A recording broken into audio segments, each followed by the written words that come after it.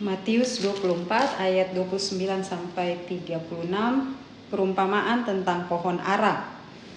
Segera sesudah siksaan pada masa itu, matahari akan menjadi gelap dan bulan tidak bercahaya, dan bintang-bintang akan berjatuhan dari langit dan kuasa-kuasa langit akan guncang. Pada waktu itu akan tampak tanda Anak Manusia di langit, dan semua bangsa di bumi akan meratap, dan mereka akan melihat Anak Manusia itu datang di atas awan-awan di langit dengan segala kekuasaan dan kemuliaannya.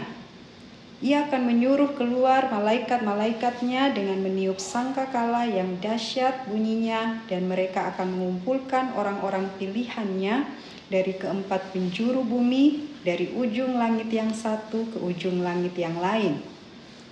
Tariklah pelajaran dari perumpamaan tentang pohon ara. Apabila ranting-rantingnya melembut dan mulai bertunas, kamu tahu bahwa musim panas sudah dekat. Demikian juga jika kamu melihat semuanya ini, ketahuilah bahwa waktunya sudah dekat, sudah di ambang pintu. Sesungguhnya aku berkata kepadamu, orang-orang zaman ini tidak akan berlalu sebelum semuanya ini terjadi. Langit dan bumi akan berlalu, tetapi perkataanku tidak akan berlalu. Tetapi tentang hari dan saat itu tidak seorang pun yang tahu. Malaikat-malaikat di sorga tidak, dan anak pun tidak, hanya Bapa sendiri. Amin.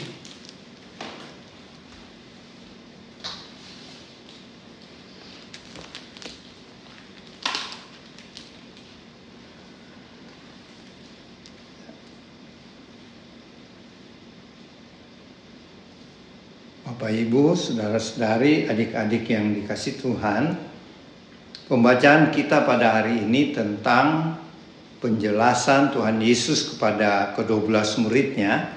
Pada waktu itu Tuhan Yesus bersama murid-muridnya di atas bukit ya. Jadi Tuhan berbicara bahwa Dia akan datang satu kali kelak setelah Dia menjalankan tugasnya sebagai penebus dosa, yaitu setelah Dia mati di atas kayu salib dan bangkit pada hari yang ketiga. Pemberitahuan Tuhan ini sampai 4 kali ya. Tuhan sampaikan kepada murid-muridnya bahwa Dia akan mati, Dia akan menderita sampai mati di kayu salib untuk menebus dosa-dosa seluruh umat manusia, termasuk dosa-dosa kita. Dan murid-murid bertanya, setelah itu, setelah Tuhan Yesus nanti mati dan kemudian bangkit, kapan Tuhan Yesus datang kembali? Nah, Bapak, Ibu, saudara-saudari, adik-adik yang dikasih Tuhan, inilah penjelasan Tuhan Yesus bahwa sebelum kedatangannya yang kedua kali, ada tanda-tanda yang mendahului kedatangannya. Itu kita bisa lihat di Injil Matius pasal 24, kalau kita baca mulai dari ayat 3 sampai ayat 12. Jadi ayat-ayat sebelumnya yang kita bahas hari ini ya. Di situ Tuhan sudah menjelaskan bahwa kedatangannya nanti yang kedua kali, yaitu yang kita kenal nanti sebagai kedatangan Tuhan Yesus di akhir zaman ya, yaitu pada waktu hari terakhir, yang biasa disebut hari kiamat ya. Sedangkan kedatangan Tuhan Yesus dua kali terbagi dua ya. Pertama, Tuhan Yesus datang pada peristiwa pengangkatan atau rapture. Jadi Tuhan Yesus sampai di awan-awan saja, dan kalau waktu itu kita masih hidup, kita akan terangkat. Tapi sebelumnya, orang-orang yang sudah mati di dalam Tuhan dibangkitkan dulu. Baru kalau kita masih hidup waktu Tuhan Yesus datang pada peristiwa pengangkatan, kita akan diangkat hidup-hidup ke sorga, ya, berjumpa dengan Tuhan Yesus di awan-awan, ya. Nah, kedatangan yang dimaksud ini kedatangan kedua, tahap keduanya, yaitu peristiwa kiamat yang biasa disebut kiamat ya. Nah, Tuhan Yesus sudah mengatakan tanda-tandanya, yang saya catat ada 11 tanda ya. dari Matius 24 ayat 3 sampai 12. Apa tanda-tandanya itu? Yang pertama, akan muncul Mesias palsu. Jadi nanti muncul orang-orang yang mengaku mereka lah yang juru selamat. Tapi ini Tuhan sudah peringatkan, itu Mesias palsu semua. Dan mereka akan memberikan pengajaran-pengajaran yang sesat. Jadi ada penyesatan nanti ya, ketika muncul Mesias palsu ini. Itu tanda pertama, Mesias palsu. Tanda kedua, ini sudah sering terjadi, peperangan terjadi, bangsa melawan bangsa, kerajaan melawan kerajaan. Ini yang kedua ya. Yang ketiga, ada muncul atau timbul kelaparan di beberapa negara ya di dunia. Ini juga pernah terjadi. Kemudian yang keempat, tanda keempat, gempa bumi di berbagai tempat. Ini juga sudah sering terjadi ya. Jadi banyak yang sudah digenapi ya.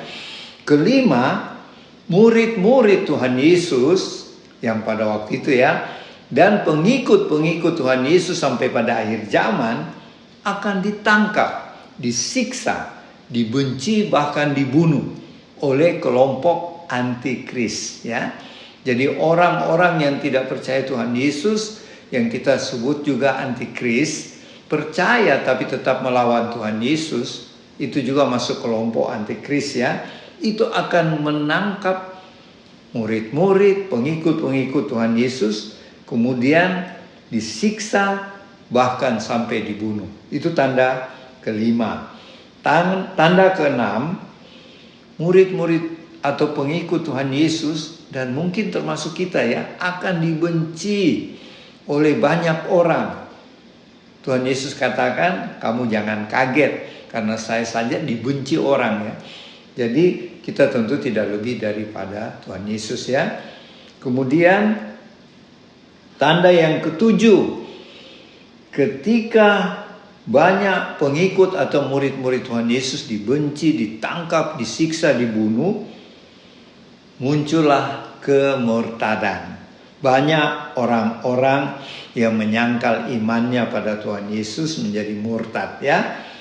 Tanda kedelapan, timbul kebencian dan saling mengkhianati antara pengikut Tuhan Yesus. Nah, ini kita hati-hati ya. Jangan-jangan kita sekarang sedang mengalami ini. Kita saling membenci, saling menghujat sesama gereja, ya, saling mengkritik dan lain sebagainya. Nah, kemudian tanda kesembilan, selain Mesias palsu, tanda kesembilan Tuhan Yesus katakan ada banyak nabi palsu akan muncul, nabi-nabi palsu ya, yang menyesatkan banyak orang, yang mengakunya nabi ya, padahal ajarannya sesat. Sesat artinya mirip-mirip di Alkitab tapi melenceng ya, tidak sesuai dengan ajaran Tuhan Yesus. Kemudian tanda yang ke-10, kedurhakaan timbul, kejahatan makin menjadi-jadi, dan kasih banyak orang akan menjadi dingin. Nah, itu sudah 10 tanda ya. Dan tanda yang ke-11 ini sering dikotbahkan di gereja-gereja, penginjilan akan meningkat dan sampai ke seluruh dunia Injil disampaikan, barulah kiamat itu terjadi. Ya, itulah 11 tanda-tanda yang saya bisa catat dari Matius 24 ayat 3 sampai 12 dari pembacaan sebelumnya yang kita baca tadi ya. Dan sehubungan dengan pembacaan kita, Tuhan Yesus katakan salah satu tandanya lagi, jadi tanda ke berapa itu? Ke-12. Tuhan ibaratkan dengan perumpamaan pohon ara. Tuhan Yesus katakan sama murid-muridnya ya, kalau kamu melihat pohon ara dan pohon-pohon lainnya, tapi itu di kitab Injil lain ya, di Matius tadi tidak ada, tapi kalau di Injil yang lain, yang sinoptik, yang sama, dikatakan ketika kamu murid-muridku melihat pohon ara dan pohon-pohon lain mulai bertunas, berarti musim panas sudah datang. Yang dimaksud Tuhan dengan pohon ara bertunas dan pohon lain juga bertunas. Itulah tanda-tanda yang tadi disebut, 11 tanda itu. Jadi kalau kamu melihat tanda-tanda itu, bahwa berarti kedatangan anak manusia itu Tuhan Yesus ya, yang ditulis oleh kitab Daniel, sudah dekat. Artinya kiamat sudah dekat. Cuma memang Tuhan Yesus katakan kedatangannya itu, hari kiamat itu tidak ada seorang pun yang tahu. Hanya Bapa ya. Hanya Bapa Sorgawi yang tahu. Jadi Bapak Ibu, saudara-saudari, adik-adik yang dikasihi Tuhan, apa maknanya bagi kita? Apa artinya firman Tuhan bagi kita saat ini? Pertama, waktu dibacakan pada ayat 29 itu, setelah kejadian-kejadian terjadi, muncul juga kekacauan pada benda-benda di langit, yaitu matahari dan bulan jadi gelap. Itu terjadi pada peristiwa-peristiwa gerhana ya, gerhana matahari, gerhana bulan. Dan dikatakan oleh Tuhan Yesus bintang-bintang berjatuhan ya. Ini juga pernah terjadi ya pada tahun 1800-an. Banyak bangsa-bangsa melihat bintang-bintang berjatuhan. Jadi tanda-tandanya sudah banyak tergenapi ya. Terus Tuhan Yesus katakan juga, kedatangan anak manusia, kehidupan orang-orang pada zaman itu seperti kembali di zaman Nuh. Itu orang banyak berbuat dosa. Sudah diperingati Nuh untuk bertobat, tapi tidak ada yang bertobat. Jadi menjelang kedatangan Tuhan Yesus yang kedua kali, menjelang kiamat itu banyak orang-orang melakukan dosa ya, seperti zaman Nuh, sehingga menolak keselamatan dalam Tuhan Yesus. Dan kalau zaman Nuh, Tuhan menghukum dunia dan orang-orang berdosa dengan air bah. Tetapi di akhir zaman, Tuhan Yesus katakan yang tertulis di 2 Petrus pasal 3 ayat 10, Tuhan akan menghukum bumi, dunia dan orang-orang berdosa dengan apa? Bukan dengan air bah lagi, tetapi dengan api. Jadi lebih dahsyat lagi ya. Kalau zaman Nuh air ya yang menggenangi seluruh bumi. Tapi nanti di akhir zaman menjelang kiamat, Tuhan akan mendatangkan api. Dan kita sudah lihat tanda-tandanya baru-baru, ada kebakaran besar di Los Angeles, di New York, dan beberapa tempat. Jadi kalau kita hubungkan dengan perkataan-perkataan Tuhan Yesus ini, maka hendaknya kita sudah berjaga-jaga dan berdoa menanti kedatangannya kedua kali. Dan melalui perumpamaan pohon ara ini, Tuhan sudah katakan ya, kalau kamu lihat pohon ara dan pohon lain bertunas, berarti kedatanganku sudah dekat ya. Jadi marilah Bapak Ibu, saudara-saudari, adik-adik, kita hidup setiap hari dalam kebenaran dan kekudusan dengan kita meminta pertolongan Roh Kudus. Kalau kita pakai kekuatan sendiri, kita tidak mampu ya. Jadi marilah kita selalu dekat dengan Roh Kudus supaya kita tetap hidup dalam benar dan kudus ya. Kemudian tetaplah kita beraktivitas seperti biasa. Kalau kita sedang studi, sedang belajar di sekolah atau di perguruan tinggi, tetaplah rajin kita studi dan belajar ya. Kalau kita sedang bekerja di kantor sebagai karyawan, karyawati, kita bekerja dengan baik. Dan kalau kita sebagai alat negara, sebagai tentara, sebagai polisi, bahkan sebagai bapak atau ibu rumah tangga saja, atau sebagai pelayan-pelayan hamba-hamba Tuhan, mari kita kerjakan dengan penuh integritas, sesuai dengan talenta dan di marketplace kita masing-masing. Marilah kita sebagai orang-orang percaya Kristus Tuhan, sebagai duta-duta Kristus di akhir zaman, marilah kita menantikan kedatangan Tuhan Yesus yang kedua kali. Yang pertama peristiwa pengangkatan dan akhir dunia yaitu kiamat, dengan selalu dekat dengan Tuhan. Dengan kita selalu rajin berdoa, membaca firman, dan menjalankan pelayanan-pelayanan yang Tuhan percayakan kepada kita. Sebab ingatlah, inilah masa penuaian yang besar yang sedang terjadi di seluruh dunia.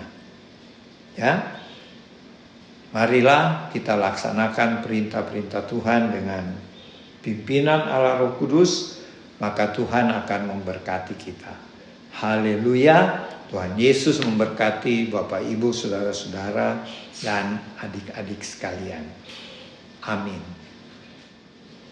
Selamat siang Bapak Ibu, saudara-saudari tim Warlot di rumah. Kita jumpa lagi pada siang ini.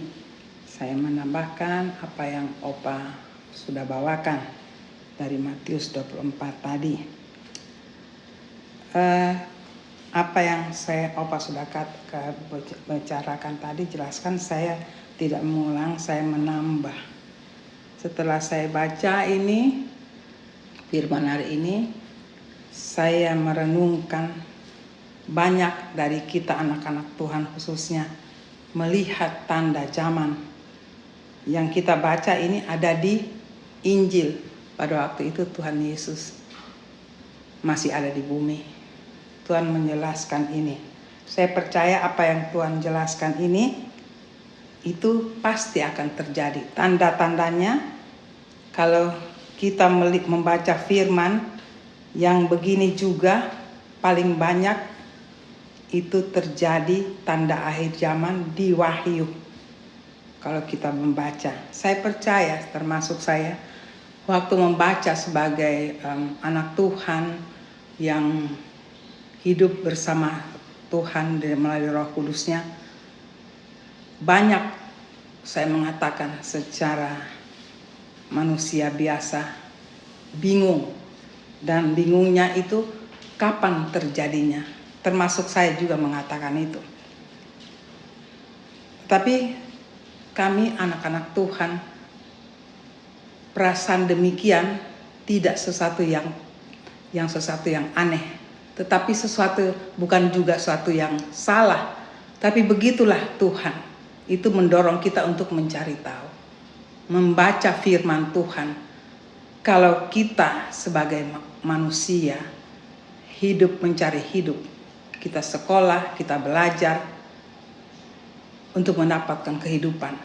Saya percaya kalau dengan Tuhan itu harus lebih juga. Saya menyadari ini. Banyak pertanyaan waktu kita membaca firman. Bagaimana cara kita hidup dengan tindakan, sikap. Tetapi dalam firman itu ada satu tanda yang kami sebagai anak Tuhan harus buat. Ada satu peringatan. Banyak yang saya bisa mengatakan itu. Tetapi setelah merenungkan, ada satu hal yang saya mendapat. Setelah membaca firman, merenungkan, dan banyak buku-buku yang saya baca, saya berkesimpulan kita harus melihat tanda zaman.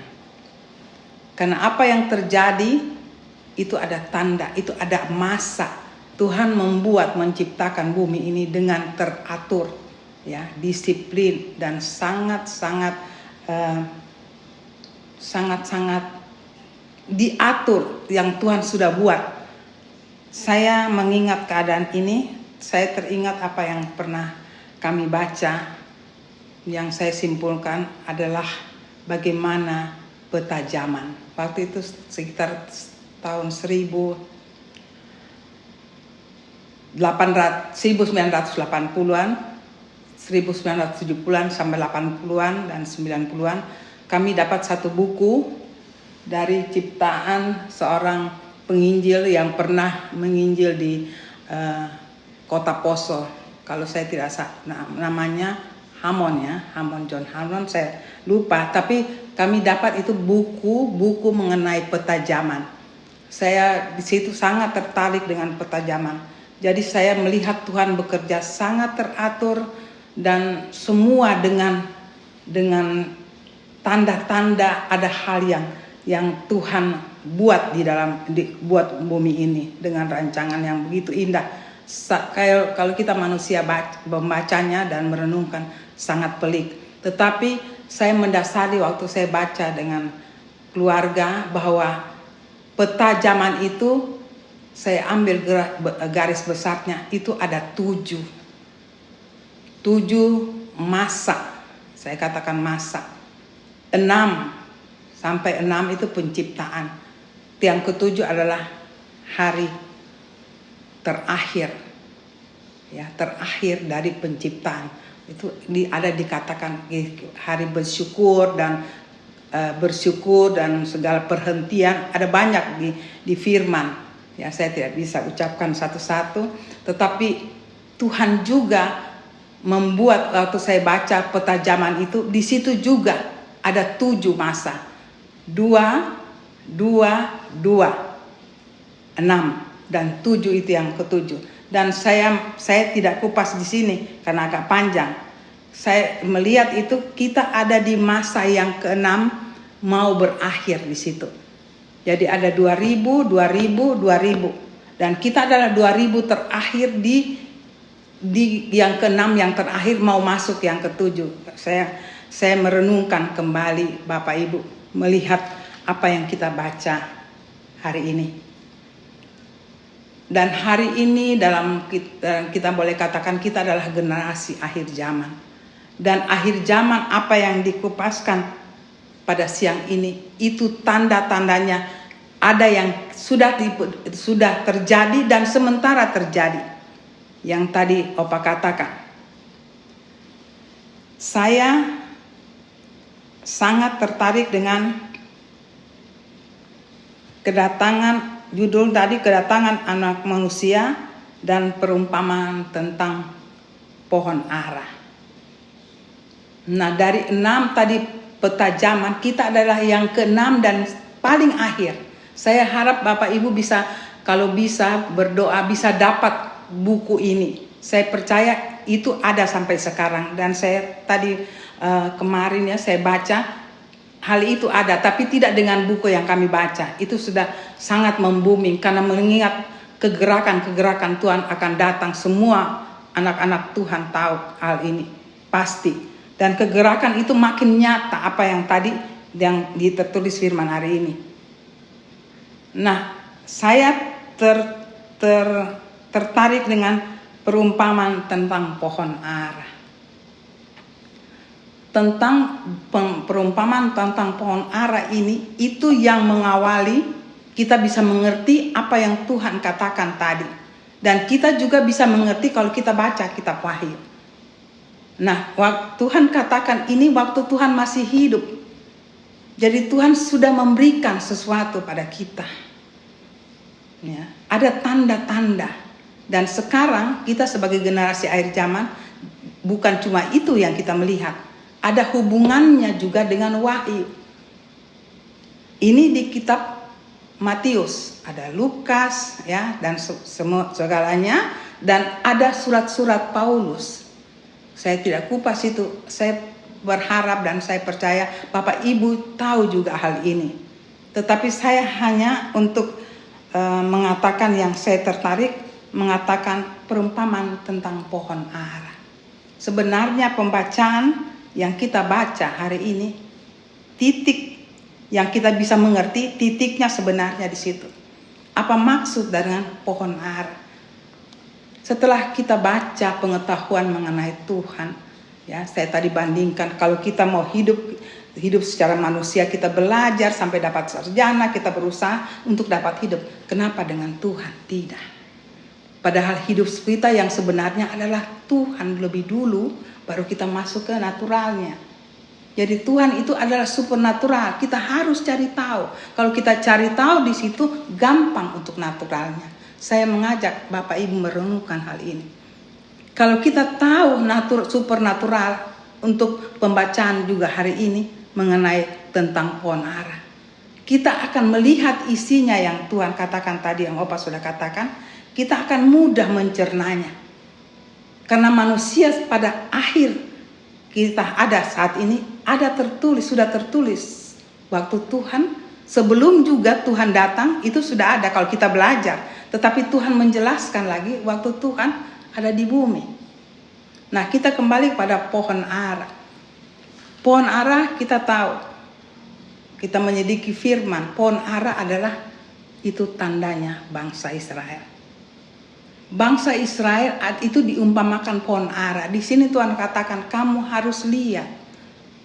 Kalau ada tunas pohon ara itu sudah hijau, ya, dan di sampingnya ada juga pohon-pohon lain. Di Matius yang kita baca siang ini itu tidak ada. Tetapi di Injil lain ada yang saya pelajari, itu ada, salah satunya di Lukas itu ada. Kalau ada pohon-pohon lain. Saya merenungkan di situ. Memang sudah berapa kali saya mengingat akan ini karena saya tertarik dengan ini. Kadang kami generasi akhir zaman. Jadi waktu pohon ara itu Tuhan katakan dalam firman, kalau pohon ara itu kamu lihat mulai bertunas dan di sampingnya ada pohon-pohon lain, itu tandanya sudah dekat. Tuhan sudah dekat mau datang. Berarti saya merenungkan waktu Tuhan ada di bumi sampai dia naik ke surga, dan waktu Tuhan turunkan Roh Kudus, sebenarnya dari Tuhan turunkan Roh Kudus sampai hari ini dan sampai terakhir, itu namanya untuk saya merenungkan itu zaman kemurahan, zaman Roh Kudus. Saya tidak kupas. Sebelumnya saya membaca itu ada, tadi saya katakan 6. 2000 zaman Bapa, 2000 zaman Anak, 2000 zaman kemurahan yaitu Roh Kudus. Nah, kita ada di zaman Roh Kudus ini sekarang. Saya tidak kupas itu panjang Bapak Ibu. Kita harus belajar firman, tapi saya ambil kesimpulan. Kita ada di masa 2000 yang terakhir. Masa 2000 periode ketiga. Zaman Bapa 2, saya ulangi, zaman 2000 zaman Anak, 2000 zaman Roh Kudus. Dan zaman Roh Kudus yang terakhir itu kita ada di situ. Setelah itu 7 masa 1000 tahun. Saya merenungkan ini, apa yang saya baca banyak, saya merenungkan di sini, Bapak Ibu. Nah, di 2000 terakhir 6 ini terakhir kita ada di situ. Nah, Tuhan sebelum masuk mengakhiri 6 ini, itulah masa kemurahan. Disitulah Tuhan mengatakan, ya, perumpamaan pohon ara. Kalau kamu lihat dia mulai bertunas dan pohon-pohon ara sekitarnya ada pohon-pohon lain, itu tandanya saya sudah mau datang. Di mana tandanya, Bapak Ibu? Pohon ara adalah lambang bangsa Israel. Pohon ara mulai bertunas kembali. Berarti di situ saya hubungkan, saya juga baca banyak buku, dan dia bertunas itulah disitulah bangsa Israel merdeka. Kemerdekaan bangsa Israel itulah tunas baru. Mari kita flashback. Saya percaya zaman kita ada umur-umurnya kita di situ. Saya percaya Bapak Ibu bisa melihat yang mengalami umur seperti saya atau lebih tua, bisa tahu itu tahun 48 bangsa Israel merdeka. Di samping itu ada kita, ada India. Itu kembali kita baca sejarah. Itulah pohon-pohon lain. Saya coba mengajak Bapak Ibu merenungkan sejarah kehidupan dunia, kehidupan bangsa, terutama kita. Kita juga ada di zaman itu. Dan saya tidak membicarakan ini, banyak tandanya Bapak Ibu. Ya, kalau ada pohon-pohon lain dan selain pohon ara, disitulah yang saya bertitik tolaknya bangsa Israel merdeka. Dan apa Tuhan katakan? Kalau kamu lihat ini berarti tandanya aku sudah mau datang. Memang benar Bapak Ibu. Kalau kita renungkan, kita baca firman. Setelah itu ini zaman Roh Kudus, semua Tuhan buka. Tidak ada yang rahasia bagi Tuhan. Tidak ada Tuhan bilang kamu tidak boleh tahu ini. Tahu. Memang kalau kita baca sebagai orang awam biasa, kapan ya? Tetapi kalau kita sering dengan Tuhan, berkomunikasi, kita komunikasi, kita tanya, kita diskusi, Tuhan bisa terangkan juga. Mari kita renungkan kehidupan kita dengan Tuhan. Apakah kita bisa berdemikian? Selain kita baca firman-Nya, firman itu adalah Tuhan sendiri. Dia juga dengan komunikasi bisa memberitahu. Ya. Nah, apa firman katakan? Kalau kamu lihat pohon ara itu bertunas, aku sudah mau datang. Ada ayat yang lainnya menyambung. Tetapi kamu harus lihat.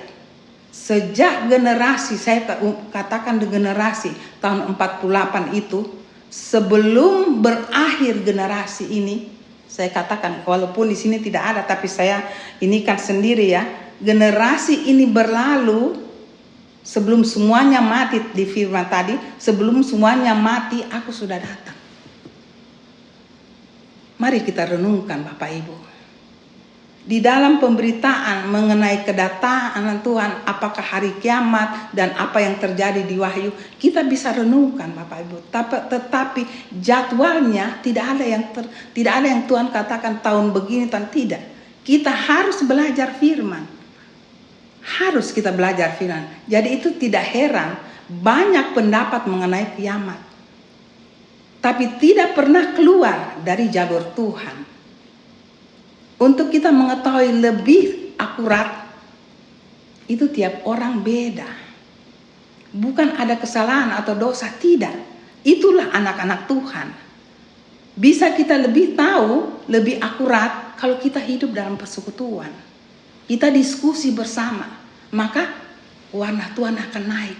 Di situ Tuhan berbicara, aku begini, kamu begini. Itu ada semua di firman.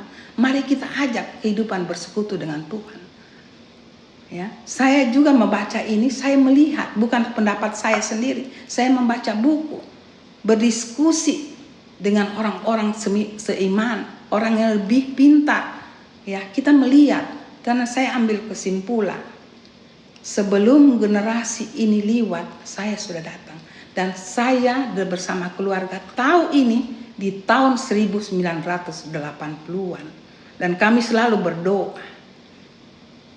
Tuhan katakan selanjutnya, saya tidak kupas tapi saya mengerti, saya mau katakan.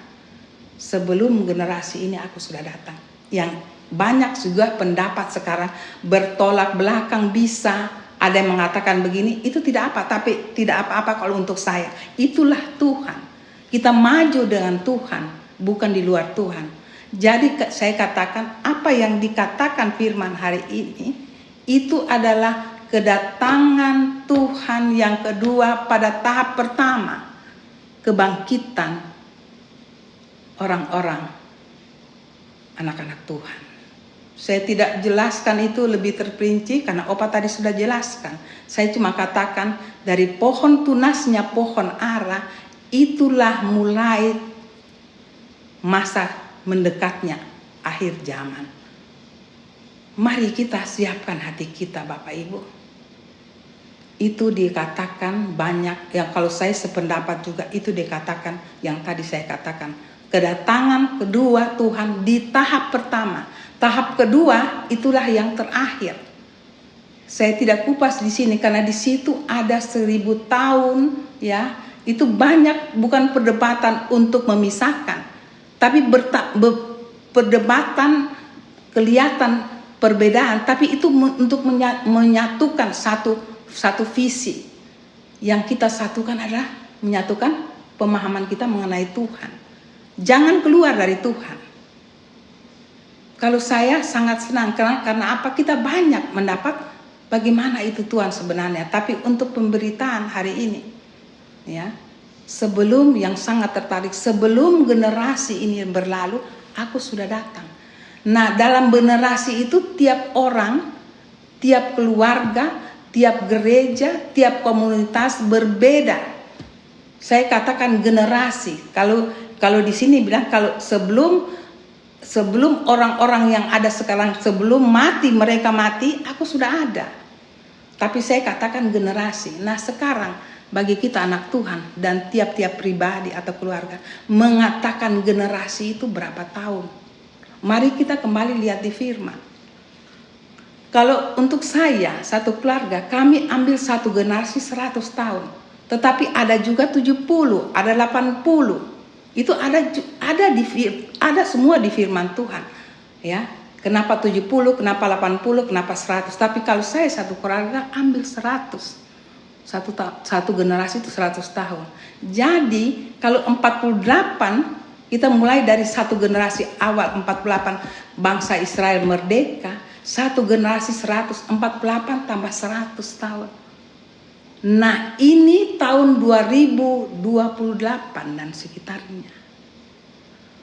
Apa pembuktian itu yang saya sedikit tertarik karena wow, Tuhan, tanda-tandamu sekarang sangat jelas. Apakah itu betul sekitar tahun 2028 dan sekitarnya?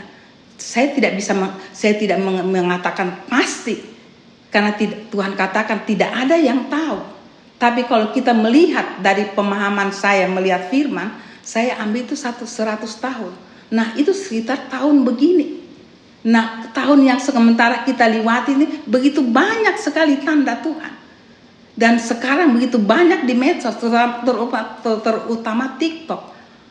Banyak yang sudah lihat tanda. Saya membaca yang terakhir tadi saya juga kaget.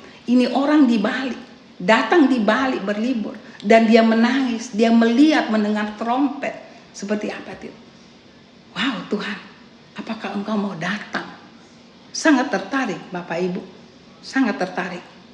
Tetapi yang penting kita bukan karena kedatangannya. Mulai sekarang kita harus siapkan diri kita.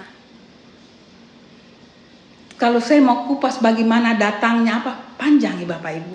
Bisa.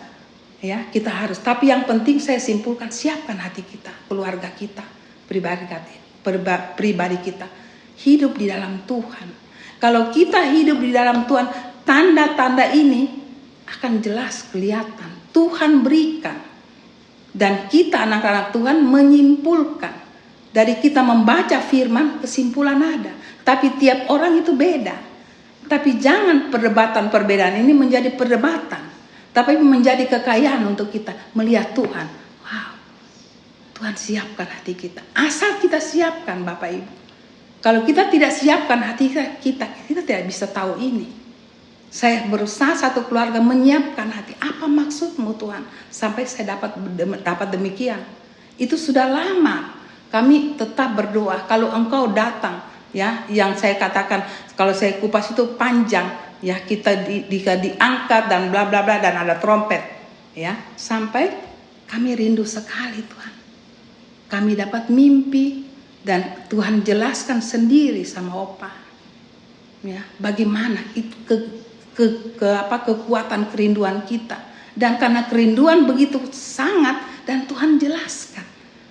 Tetapi kami tidak mau buat itu perdebatan, karena di antara anak Tuhan perdebatan itu jangan menjadi pertentangan. Kami terima semua untuk kekayaan firman, kekayaan kita dengan Tuhan. Itu bagian seperti yang saya katakan waktu kita secara natural bekerja luar biasa untuk cari hidup. Kenapa dengan Tuhan tidak demikian? Mari saya ajak kita kembali pada Tuhan. Dan kalau kita kaya dengan Tuhan, natural itu datang sendiri, pengetahuan. Bapak Ibu, kita harus kuat dengan Tuhan. Cari tahu apa sih maunya Tuhan, apa sih pribadinya Tuhan. Dan saya menantang sedikit, harus tahu, berani tahu, dan minta tahu karakter Tuhan. Itu Bapak Ibu, saya minta itu. Saya minta Tuhan, saya mau tahu karakternya. Dan Tuhan akan menguji kita. Waktu Tuhan menguji, inilah yang kita dapat. Apa yang rahasia, kalau dibaca tidak bisa kita mengerti, kita bisa mengerti. Karena kita rindu dengan Tuhan. Tuhan buka Bapak Ibu. Malam ini, siang ini kita bisa tahu bagaimana rahasia firman itu dibuka. Dan itu sangat sinkron dengan apa yang terjadi. Kita adalah generasi itu. Dan generasi yang masih hidup itu umur-umur saya.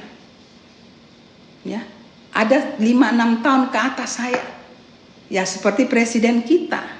Umurnya itu orang-orang yang hidup masa itu, zaman itu masih ada, mengalami 48 tahun 48 bangsa Israel merdeka, Bapak Ibu. Dan apa kita mendidik, apa yang terjadi? Generasi kita lah generasi akhir zaman dan sangat istimewa. Kenapa? Kita yang membangkitkan. Mari kita dengan Tuhan. Kalau untuk saya, kalau saya panjang lagi Ibu, sangat panjang Bapak Ibu, bagaimana generasi ini tidak boleh hilang. Tapi saya mau buat, bisa-bisa saya ulas, tapi panjang ya Bapak Ibu. Tapi mari, generasi kita, saya mulai dari generasi kita yang belum hilang. Ya, masih menikmati, akan menikmati kalau kita minta kedatangan Tuhan. Itu yang orang selalu katakan rapture. Saya katakan ini karena banyak perdebatan. Ada yang bilang tidak, tapi tidak apa-apa. Ini ada yang bilang datang satu kali. Tidak apa-apa, Bapak Ibu. Itulah iman kita dengan Tuhan. Tidak ada sesuatu dosa di situ. Malah Tuhan senang. Dia punya hidup di kita komunikasikan, kita berbicara. Tuhan sangat senang. Ini juga menghindar kita dari serangan iblis. Itu salah satu cara Bapak Ibu. Kita lepas dari tangan iblis. Karena kita mau cari dia. Kita kembali. Jadi sebelum generasi ini berlalu, aku sudah datang. Jadi saya tidak tahu. Dalam masa-masa ini dari tahun 48 sampai ini 2020-an. Ya. Ada yang katakan banyak terjadi mengenai kedatangan Tuhan. Dan ada yang mengatakan kiamat. Oke. Tidak salah, tidak ada dosa di situ. Tapi mari. Saya sangat senang untuk mengatakan ini. Tapi ini sangat jelas karena Tuhan waktu itu ada. Dan dia keluar dari mulutnya sendiri. Sebelum generasi ini berlalu, aku sudah datang.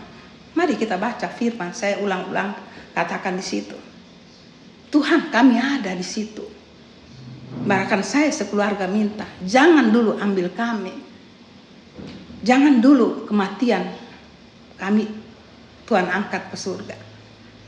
Jangan dulu, saya mau menikmati. Dan kami selalu satu keluarga minta, kalau pengangkatan ada Tuhan, angkatlah kami sekeluarga. Kami ingin menikmati itu. Itu terjadi dari kami tahu itu 1980-an. Kami sekeluarga sangat rindu. Sampai kami sering diberi mimpi untuk itu. Dan kenyataan kami masih ada. Kami masih ada di tahun 2028 dan seterusnya. Karena tidak bisa dikatakan ada waktu. Karena waktu Tuhan 1000 tahun untuk kita, tapi 1 hari untuk Tuhan. Kalau mau dikupas. Tapi yang penting Bapak Ibu, kalau kita tahu begini, apa yang kita buat? Apakah cuma dengar saja? Atau hanya rindu tapi tidak ada tindakan? Mari Bapak Ibu, kita lakukan kehidupan kita setia dengan Tuhan. Ya, saya ulang-ulang, setia dengan Tuhan. Apapun terjadi hidup kita, susah senang, tetap jalan di dalam Tuhan. Tuhan tidak pernah tinggalkan. Malah Tuhan sangat senang kalau hal ini kita bisa kupas, kita bisa selidiki. Tuhan sangat senang dan kita akan dijadikan orang yang membawa penginjilan itu. Kita mau nyatakan kehadiran Tuhan. Saya sangat tertarik Bapak Ibu di kata pohon ara ini. Karena itu memang saya ulangi dari 1980-an. Dan kami masih ada di tahun itu Tuhan. Kalau memang itu generasi 100 tahun. Ya, itu. Jadi tetap Tuhan menjadi tolok ukurnya. Yang Tuhan mau lihat kehidupan kita. Apakah berkenan di hadapannya. Saya tidak kupas apa yang kita harus buat, itu selalu sudah ada di dalam penjelasan khotbah kami sebelumnya. Tapi yang inti ini hari, siapkan kita untuk Tuhan datang menjemput kita. Ya, menjemput, mengangkat kita, diawali dengan trompet. Begitu banyak kesaksian mereka mendengar trompet. Nah, Tuhan tidak datang tiba-tiba, dia sudah kasih tanda. Sayangi Tuhan Bapak Ibu, karena dia yang pegang hidup kita. Dia akan memberikan kelengkapan apa yang kita harus buat sampai dia datang untuk menjemput kita. Ada orang yang tidak di dalam Tuhan, kita nyatakan Tuhan. Untuk mereka bertobat, itu namanya penginjilan. Tidak lama lagi dia datang menjemput kita. Mari kita cari keluarga kita, sahabat kita, ya, komunitas kita untuk percaya Tuhan. Tidak lama dia menjemput kita. Bapak Ibu, saya tidak panjang di sini karena saya melihat ini intinya. Pohon ara bertunas, itulah bangsa Israel. Panjang kalau saya mau, itu sangat panjang Bapak Ibu, saya katakan sebenarnya saya ingin sekali supaya Bapak Ibu mengerti, tapi lain waktu lagi. Karena ini durasinya tidak terlalu panjang, tapi saya percaya Roh Kudus akan memberikan pengertian yang luar biasa bagi Bapak Ibu. Karena kita hidup tetap di dalam jalurnya. Terima kasih Bapak Ibu untuk pemberitaan firman hari ini. Kiranya itu membangkitkan sesuatu semangat, ya, hati yang rindu pada Tuhan, sampai Dia menjemput kita dan kita beramai-ramai hidup bersama Tuhan di surga. Sampai kita ketemu lagi minggu depan, Bapak Ibu, kiranya apa yang saya katakan, kami bawakan ini menjadi sesuatu hal yang indah dan menyenangkan hati Tuhan. Sampai kita ketemu, Maranatha, Tuhan Yesus memberkati di minggu depan. Amin.